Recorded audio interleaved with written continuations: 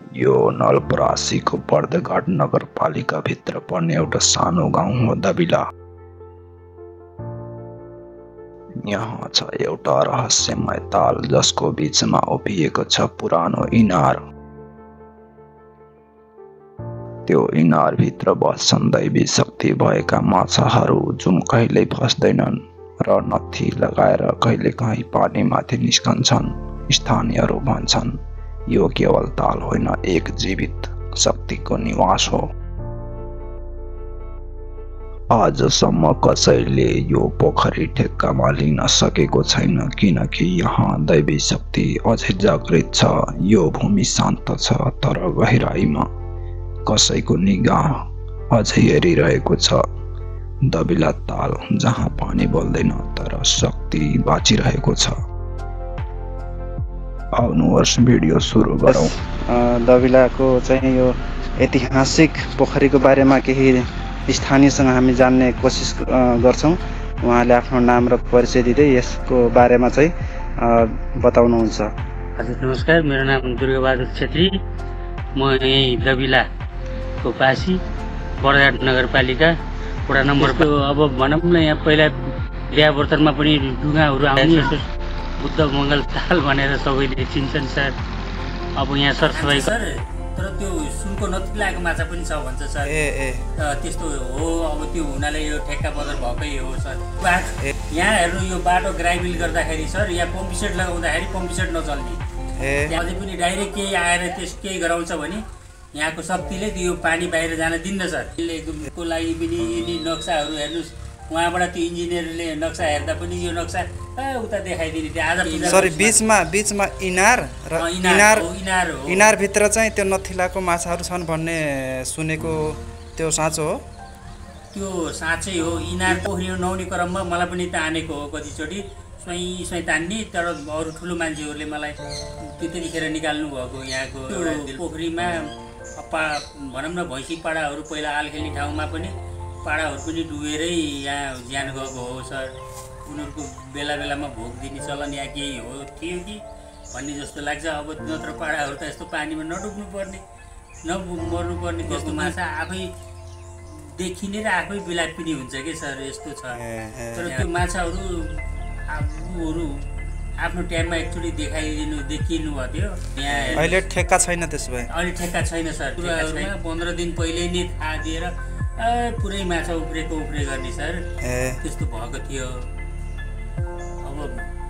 अब त्यसै कारण अब यहाँ अब सानसानाहरू पिकनिक स्पटहरू बनाइदिनु भएको छ। अब 2 दिन पहिला हो यहाँबाट यहाँ सुरक्षा हुन नसकेर यहाँबाट ठुलो आगोको ज्वालासित स्त्री उडेर गएको अरे सर। उडेर जाँदा उहाँ धनगढवा भन्ने ठाउँमा बसेर खाल्टो भयो अरे सर। त्यहाँको नाउँ त्यो धनगढवा। यहाँको धन सम्पत्ति जति यहाँबाट हेर्नु, आगोको मुस्लो पुरा उडेर गएर धनगढवाको एउटा मन्दिर यस्तै पोखरीमा गएर भासियो अरे सर। त्यहाँको नाम यहाँको धन गएको भएर उहाँ धनगढवा भन्ने पनि सुनेको छौँ सर। त्यस्तो पनि हो भन्नुहुन्छ पुरानाले। नमस्कार, म वीर कुँवर। यो हो यात्रा विथ वीर कुँवर, जहाँ हामी डुल्छौँ नेपालका गहिरा इतिहास, साहसी पदमार्ग र लुकेका सौन्दर्यहरूमा। कहिले हिमालको काखमा, कहिले संस्कृति बोकेको गाउँमा। नेपालदेखि विदेशसम्म यात्रा मात्रै होइन, अनुभव साझा गर्छु, साथ दिँदै गर्नुहोस्। दबिला ताल, जीवित शक्तिको रहस्य। नवलपरासी जिल्लाको बर्दघाट नगरपालिकाभित्र पर्ने दबिला गाउँ शान्त हरियालीले ढाकिएको गाउँ, तर यसको मुटुमा लुकेको छ एक अद्भुत रहस्य। दबिला ताल यो केवल एउटा ताल होइन, यो सतयुगको कथा बोकेको जीवित शक्ति हो।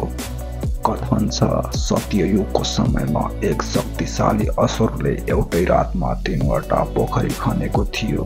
तीमध्ये पहिलो पनाई क्षेत्रमा अवस्थित छ, दोस्रो दबिला यही ताल हो र तेस्रो माकर हो। अन्तिममा खन्ने क्रममा माकरमा जुन ताल छ त्यो खन्दै बिहान भएको कारण त्यो ताल धेरै ठुलो छैन। यी 3 पोखरी एकै रातमा बनेका भनिन्छ र तिनैमा आज पनि अनकथित रहस्य लुकेको छ।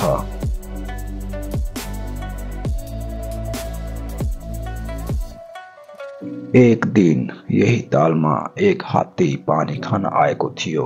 त्यो बेला इनारभित्र बस्ने दैवी माछा जसको नथी नाकको औँठी थियो, त्यस हात्तीको खुट्टा त्यस नथीमा अल्झियो, नथी भाँचियो र ती दैवी माछा क्रोधित भएर मानव रूपमा परिवर्तित भइन्।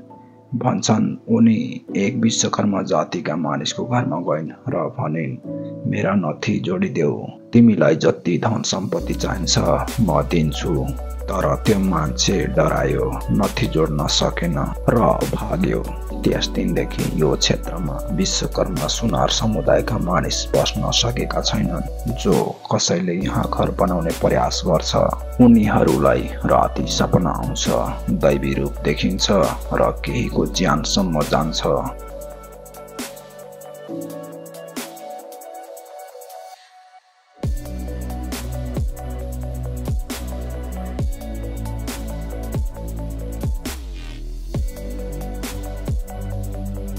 तालको बीचमा रहेको इनार अझै पनि त्यही छ। इनारभित्र बस्ने दैवी माछाहरू पनि आज अस्तित्वमा छन्, जसमा दैवी शक्ति वास गर्छ। पुरानो समयमा जब यहाँका बासिन्दाहरूको व्रतबन्ध विवाह वा चाडपर्व हुन्थ्यो, त्यो समयमा यिनै तालबाट सुनका भाँडाहरू ती विवाह व्रतबन्ध चाडपर्वहरूमा प्रयोग गरिन्थ्यो। काम सकिएपछि ती भाँडाहरू ढुङ्गामा राखी तालमा फर्काइन्थे र ती भाँडाहरू पानीभित्र हराउँथे। त्यो समय यो पोखरी धन सम्पत्तिले भरिपूर्ण थियो। तर जब मानिसहरूको पाप बढ्दै गयो, दैवी माछाहरू क्रोधित भए। त्यही माछाहरू अग्नि ज्वालाको रूपमा भएर यहाँबाट भागे। भन्छन् ती भाग्दै जाँदा एक ठाउँमा पुगेर धन गाडे। त्यो ठाउँ अहिले धनगढवा भनेर चिनिन्छ।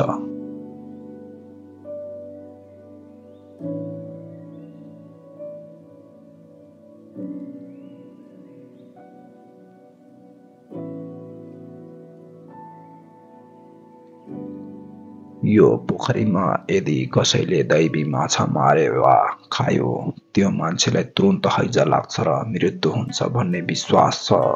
कसैले यो पोखरीमा माछा पालनका लागि ठेक्का लिन खोज्यो, तर कसैबाट पनि त्यो सम्भव भएन। ढुङ्गा चलाउने प्रयास भयो, तर ढुङ्गा चल्नै सकेन। कसैले आर्थिक फाइदाको सोच्यो भने त्यो छाडियो। पोखरीमा दैवी शक्ति जागृत हुन्छ। यो स्थान भक्तजनका लागि पवित्र भूमि हो, जहाँ श्रद्धा, शान्ति र शक्ति बस्छ। तर जसले यहाँ व्यवसाय वा स्वार्थका लागि हात हाल्छ, त्यो यहाँ टिक्न सक्दैन। यो भूमि अझै पनि जीवित शक्तिले धड्किरहेको छ र यहाँको पानी कहिले सुक्दैन।